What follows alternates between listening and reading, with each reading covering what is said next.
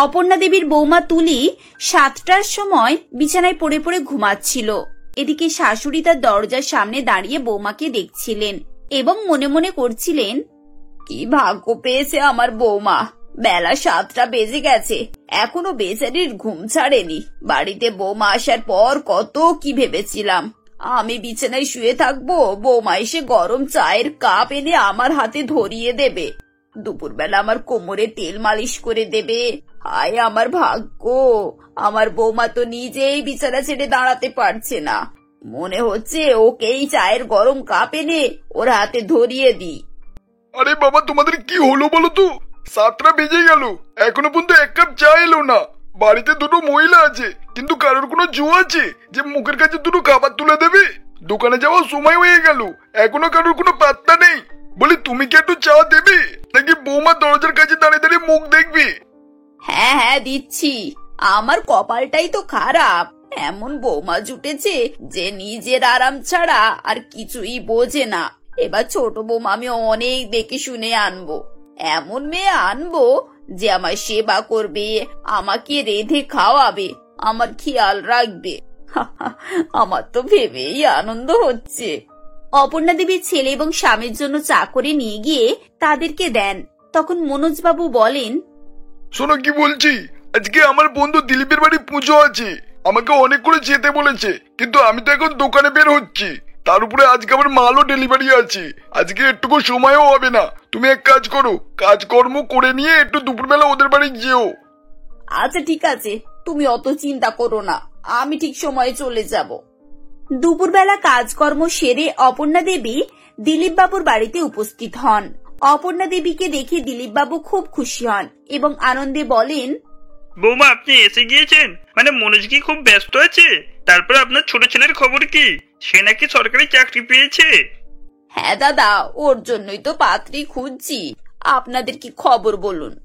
মা রাধা, একটু এদিকে এসো তো। দিলীপ বাবু রাধাকে ডাকার পর একটি মেয়ে পুলিশের ড্রেস পরে সেখানে এসে উপস্থিত হয়ে যায়। তাকে দেখে অপর্ণা দেবী একটু ঘাবড়ে গিয়ে বলেন, এ কি দাদা, এখানে কি কোনো চুরি বা অন্য কিছু হয়েছে নাকি? পুলিশ ডেকেছেন কেন? না না, চুরি ডাকাতির কিছু হয়নি, এ হচ্ছে আমার মেয়ে রাধা, পঞ্চমুখী থানার ওসি। তাই নাকি? তাহলে তো খুব ভালো কথা, মেয়ে পুলিশ হয়েছে, আপনাদের মান সম্মান কত উঁচু করেছে বলুন, আমাদেরও তো শুনে খুব ভালো লাগছে। সে তো অবশ্যই, নিশ্চিন্ত হওয়ার কোনো বিষয় আছে? মেয়েটাকে লেখাপড়া শিখিয়ে বড় করে প্রতিষ্ঠিত করে তুললাম, কিন্তু এখন একটা ভালো পাত্রও পাচ্ছি না, সেই জন্যই তো একটু চিন্তিত হয়ে আছি। ও তাই নাকি? আচ্ছা দাদা, ওর যদি কোনো ভালো ছবি থাকে তাহলে আমাকে দিয়ে রাখুন, সেরকম পাত্রের সন্ধান পেলে আমি আপনাকে খোঁজ দেব। দিলীপ বাবু অপর্ণা দেবীকে রাধার একটি ছবি দেন। ছবি নিয়ে এসে অপর্ণা দেবী তার স্বামীকে দেখায় আর বলে, দেখো দেখো, মেয়েটার কি গাম্ভীর্য, এরকম একটা মেয়েকে বাড়ির বউ করতে পারলে না সবাই একেবারে চমকে যাবে। আমি কি বলি, আমাদের অসীমের জন্য কথা চালাও না গো, আমার তো রাধাকে খুব পছন্দ হয়েছে, ওরা যদি রাজি থাকে তাহলে আর কোনো কথাই নেই। অপর্ণা দেবীর কথা শুনে মনোজবাবু তার বন্ধু দিলীপ বাবুকে ফোন করেন এবং বিয়ের কথাবার্তা শুরু করেন। পাত্রীপক্ষ রাজি হয়ে যায় এবং কয়েকদিনের মধ্যেই রাধার ও অসীমের বিয়ে হয়ে যায়। বিয়ের পর অপর্ণা দেবী মনে মনে ভাবেন, এইবার তো আসল খেলাটা শুরু হবে, কেমন পুলিশ বৌমা করে এনেছি, এইবারে আমার বড় বৌমা না জাঁতা কলে পড়বে। খুব পড়ে পড়ে ঘুমানো, তাই না? ঘুমের ঘোর না কাটিয়েছি তো আমার নামও অপর্ণা নয়। দুদিন পর অপর্ণা দেবী তার ছোট বৌমাকে বলেন, রাধা জানো তো মা, আমার কোমর আর পায়ের খুব ব্যথা করে, এত ব্যথা করে যে ভালো করে হাঁটা চলা পর্যন্ত করতে পারি না। তুমি তো জানো তোমার বড় যা কত দেরি পর্যন্ত ঘুমিয়ে থাকে, সব কাজ আমাকেই করতে হয়, আমার কষ্ট আর কেউ বোঝে না। মা আপনি কেন এত দুঃখ করছেন? আমি এসে গেছি তো, আপনার সব সমস্যার সমাধান আমার কাছে আছে। তুমি ঠিকই বলেছো বৌমা, তোমার কাছে এরকম কথা শুনবো বলেই তো আমি আশা করেছিলাম, এবার আমি শান্তিতে দিন কাটাতে পারবো। পরের দিন অপর্ণা দেবী নিশ্চিন্তে বিছানায় ঘুমিয়ে থাকেন। 8টা বেজে যায়, তাও তিনি ঘুম থেকে ওঠেন না। এমন সময় রাধা তার ঘরের দরজায় ধাক্কা দেয়, তাকে তুলে বলে, মা আপনি বুঝতে পারছেন না যে কেন আপনার কোমরে আর পায়ে সবসময় ব্যথা থাকে? দেখুন, আপনি যে এত বেলা অবধি ঘুমিয়ে থাকেন, আপনার পায়ের হাতের কোনো মুভমেন্ট হয় না, তো এই জন্যই তো আপনার জয়েন্টে জয়েন্টে এত ব্যথা। কাল থেকে আপনি 4টের সময় ঘুম থেকে উঠবেন, তারপর আমরা দুজনে মিলে সবুজ ঘাসের উপরে 1 ঘন্টা হাঁটবো, তারপরের 1 ঘন্টা আমরা এক্সারসাইজ করব। 2 ঘন্টা এভাবে কাটার পর তারপর বাড়িতে এসে গরম জলে শরবত খাবো।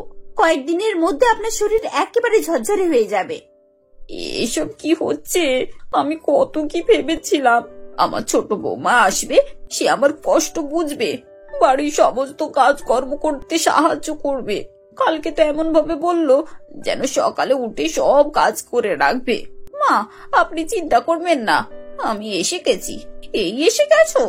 এবার তো মনে হয় আমার হাড় গোড় সব ঢিলে হয়ে যাবে। কি হলো মা, আপনি কি সব চিন্তা করছেন? শুনুন, আপনি যদি সত্যি সত্যি সুস্থ হতে চান তাহলে একদম এত দেরি পর্যন্ত ঘুমাবেন না। আপনার ফোন কই? আমাকে এনে দিন তো দেখি। ফোন? ফোন কি হবে বৌমা? কাকে ফোন করবে তুমি? আরে বাবা, কাউকে ফোন করব না, আপনার ফোনে 4টের সময় অ্যালার্ম দেব, তাড়াতাড়ি নিয়ে আসুন তো। অপর্ণা দেবী ঘরের ভেতরে গিয়ে নিজের ফোনটা নিয়ে আসেন। তারপর রাধা 4টের সময় অ্যালার্ম সেট করে দিয়ে সেখান থেকে চলে যায়। পরের দিন 4টের সময় অপর্ণা দেবীর ফোনে অ্যালার্ম বাজে এবং তিনি ফোন বন্ধ করে আবার ঘুমিয়ে পড়েন। এমন সময় দরজায় জোরে জোরে ধাক্কার আওয়াজ হয়। আরে বাবা, বাড়িতে ডাকাত পড়লো নাকি? এত জোরে জোরে কে ধাক্কা দিচ্ছে? উফ, কি হচ্ছেটা কি বলো তো? উঠে গিয়ে দেখো না কি হয়েছে, কে এরকম করে ধাক্কাটা দিচ্ছে। হ্যাঁ রে বাবা, হ্যাঁ যাচ্ছি।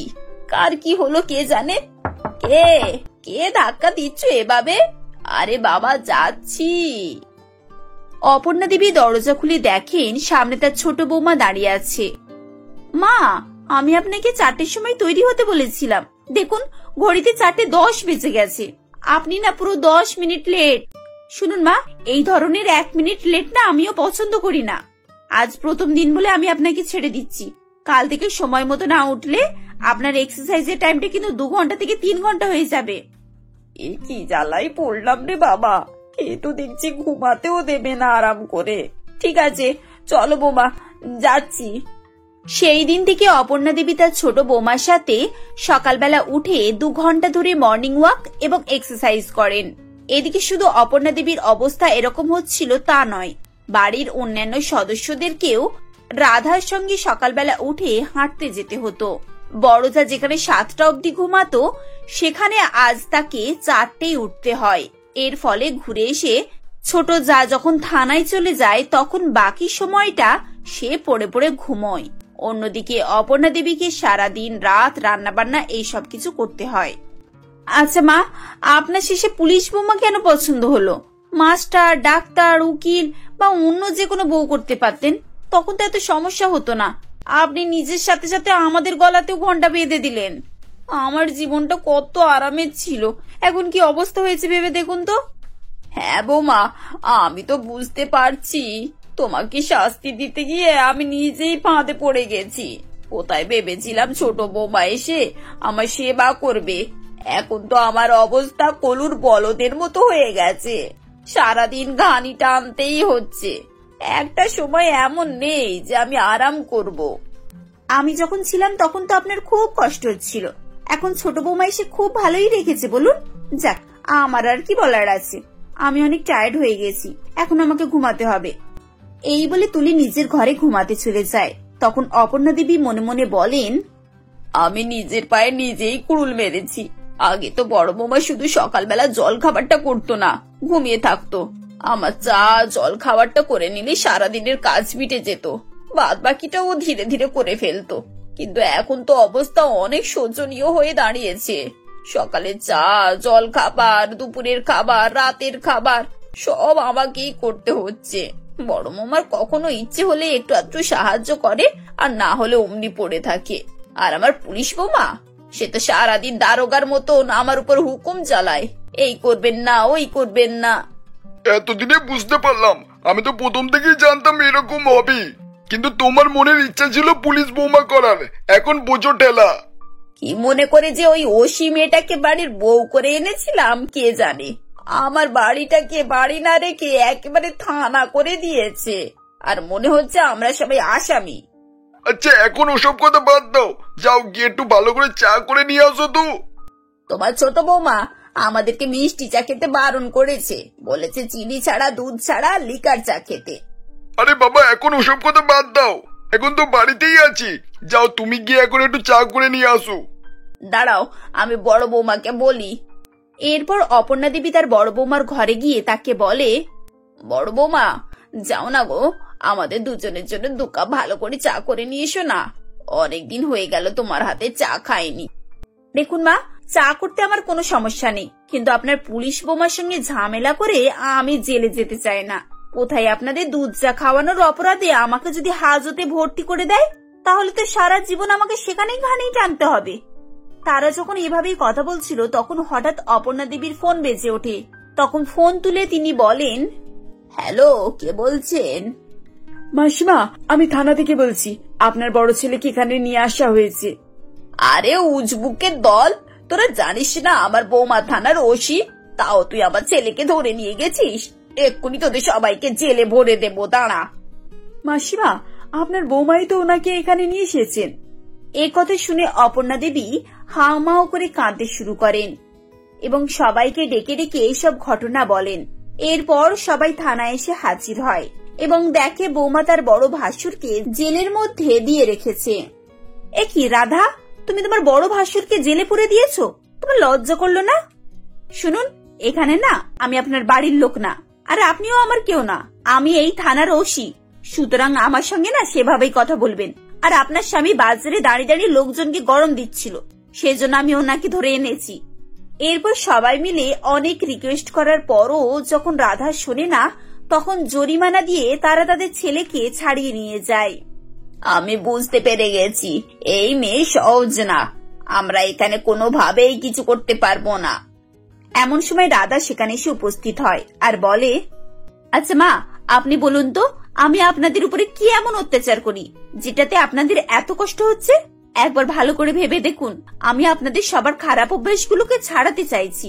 আপনারা যদি আমাকে একটু সহযোগিতা করেন তাহলে আপনাদেরকে আমি আর বেশি বিরক্ত করব না। রাধা এভাবে তার শ্বশুরবাড়ির সবাইকে বুঝিয়ে বলে এবং সবাই তার কথা শুনে ধীরে ধীরে তার রুটিন অনুযায়ী কাজকর্ম শুরু করে।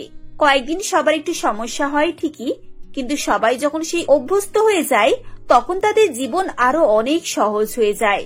বড় বৌমার দেরি করে ঘুমানোর অভ্যাসও কেটে যায় এবং শ্বশুর শাশুড়িরও শরীর আগের থেকে অনেক ফিট হয়ে যায়।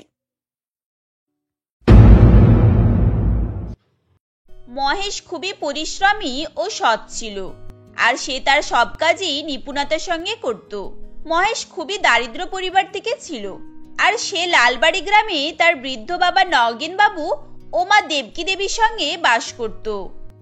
এমনই একদিন দেবকী দেবী মহেশকে বলে, এই যে বাবা মহেশ, তুই জমিদার বাবুর বাড়ি গিয়েছিলিস, উনি কয়েকদিন ধরেই তোকে খুঁজছেন।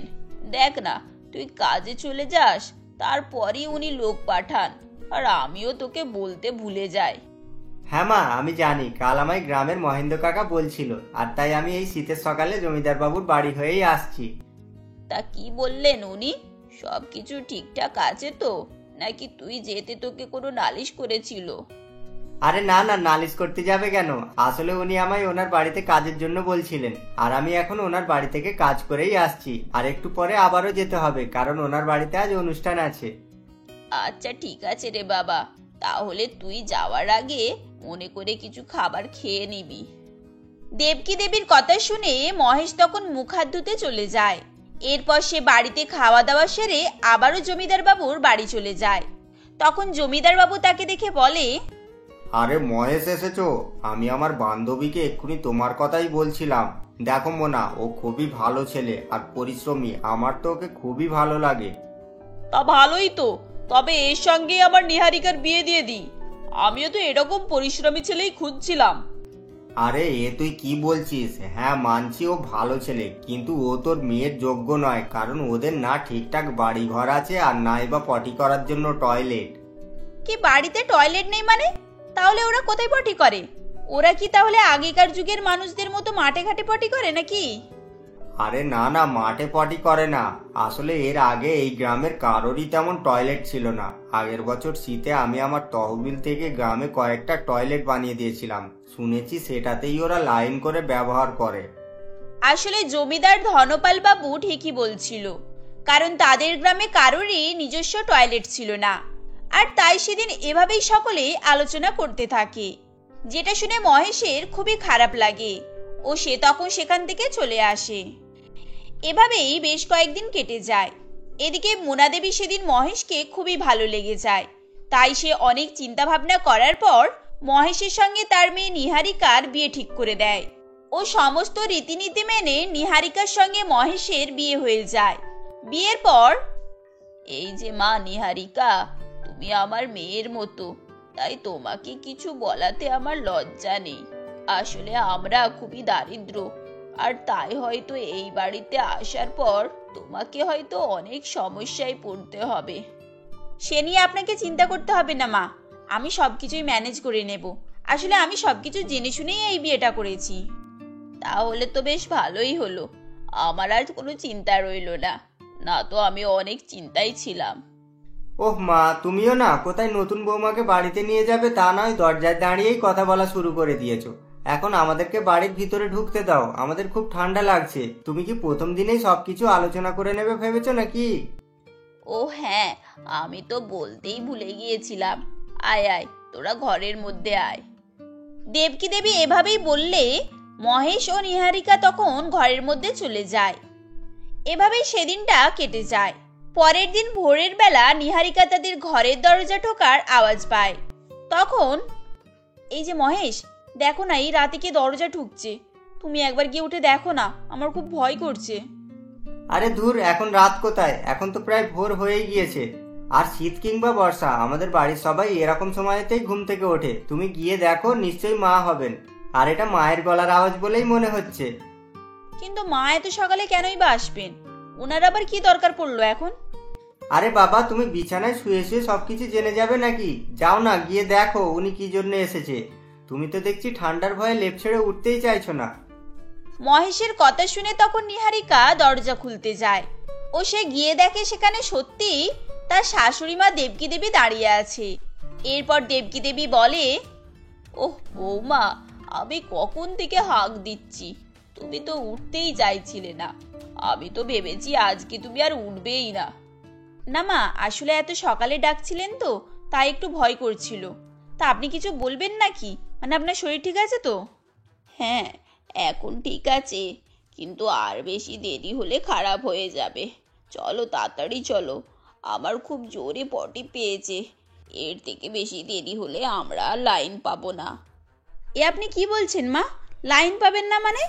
আর এখন আপনি কোথায় বা লাইন দিতে যাবেন? আরে দূর, তুমিও না অনেক প্রশ্ন করো। কেন, তুমি শোনোনি যে আমাদের বাড়িতে টয়লেট নেই?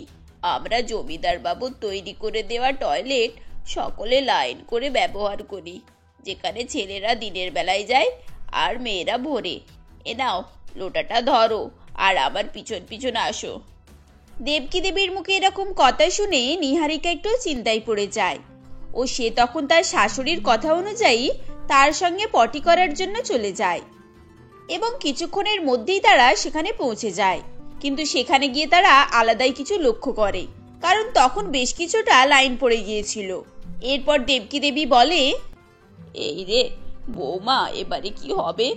আমার তো খুব জোরে পটি পেয়েছে, আর এখন এখানে এত লাইন হয়ে গিয়েছে, এবারে মনে হয় আমার কাপড়েই হয়ে যাবে। মা, আপনি চিন্তা করবেন না, আমার সঙ্গে চলুন আর একটা বন জঙ্গল দেখে বসে পড়ুন, তাহলে আপনার পেট হালকা হয়ে যাবে। কিন্তু বৌমা, তুমি কি করবে? তাহলে তুমিও কি জঙ্গলেই পটি করবে? না মা, আমার খুব একটা প্রেশার আসেনি, আপনি করুন, আমি না হয় লাইন দিয়েই করব। নিহারিকার কথা শুনে তখন দেবকী দেবী জঙ্গলের মধ্যে চলে যায় ও সে তখন সেখানে শান্তিতে পটি করতে থাকে।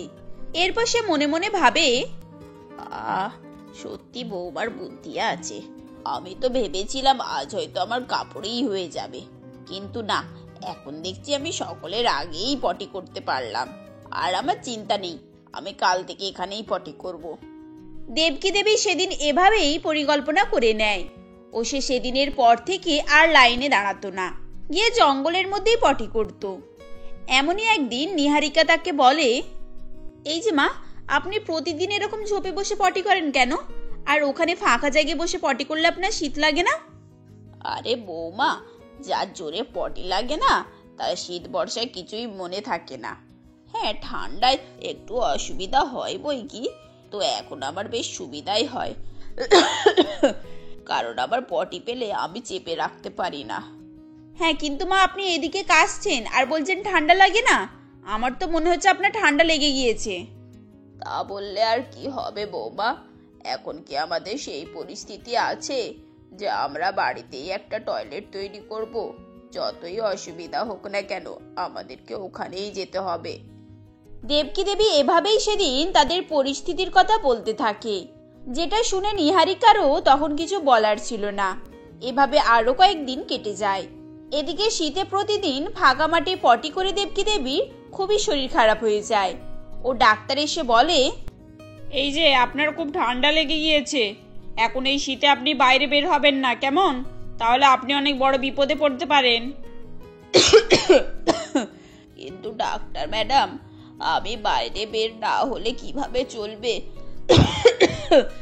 আমাকে তো প্রতিদিন ভোরে বাইরে যেতেই হবে। তাহলে আর কি, নিজের প্রাণ নিজে হারান। আমার কর্তব্য, তাই আমি বললাম, এখন আপনার ব্যাপার। ডাক্তারটি এভাবে বলে সেখান থেকে চলে যায়। তখন ডাক্তারের কথা শুনে নিহারিকা চিন্তায় পড়ে যায় ও সে কিছুক্ষণ ভাবার পর বলে, মা, আপনাকে এবার থেকে আর বাইরে যেতে হবে না। আমি ভেবেছি আমি বাড়িতেই টয়লেট তৈরি করব আর সেটিকেই ব্যবহার করব, তাহলে আর কারোরই কোনো সমস্যা থাকবে না। কিন্তু বৌমা, তুমি কিভাবে করবে? আমাদের কাছে তো তেমন টাকা পয়সা নেই। মহেশরা মজুরি করে, তাতে করে আমাদের যেমন তেমন সংসার চলে। হ্যাঁ মা, সে আমি জানি, আর তাই আমি ভেবেছি আমি বাঁশ, খড় ও গোবর দিয়ে টয়লেট তৈরি করব। যেখানে আমাদের টয়লেট ব্যবহার করা নিয়ে প্রশ্ন, সেটা যাই দিয়েই তৈরি হোক না কেন। হ্যাঁ বৌমা, তুমি বরং সেটাই করো, কারণ সত্যি সত্যি এভাবে আর চলা যায় না। আর আমার বিশ্বাস তুমি নিশ্চয়ই সফল হবে। দেবকী দেবী এভাবে মনোবল দিলে নিহারিকাও তখন খুশি হয়ে যায় ও সে তখন আশপাশ থেকে বেশ কিছুটা গোবর জোগাড় করে এবং সেগুলোকে খড় দিয়ে ভালো করে মাখিয়ে নেয়। এরপর একটি ছোট ঘর তৈরি করে তার দেওয়ালে গোবর মিশ্রণগুলোকে মাখিয়ে দেয় ও পরের দিনই গোবর শুকিয়ে তাদের গোবরের টয়লেট রেডি হয়ে যায়, যার ফলে তারা পরের দিন থেকেই সেখানে পটি করতে থাকে, যার ফলে তাদের শীতে পটি করা নিয়ে আর কোনোই কষ্ট থাকে না। ধীরে ধীরে এই খবরটি গ্রামের সকলের মধ্যে ছড়িয়ে পড়ে এবং সকলেই নিহারিকার বুদ্ধির প্রশংসা করতে থাকে এবং নিহারিকার দেখা দেখি তাদের নিজেদের বাড়িতেও গোবরের টয়লেট তৈরি করে। আর এভাবেই সকলে তাদের এক চিরন্তন সমস্যার সমাধান খুঁজে পায়।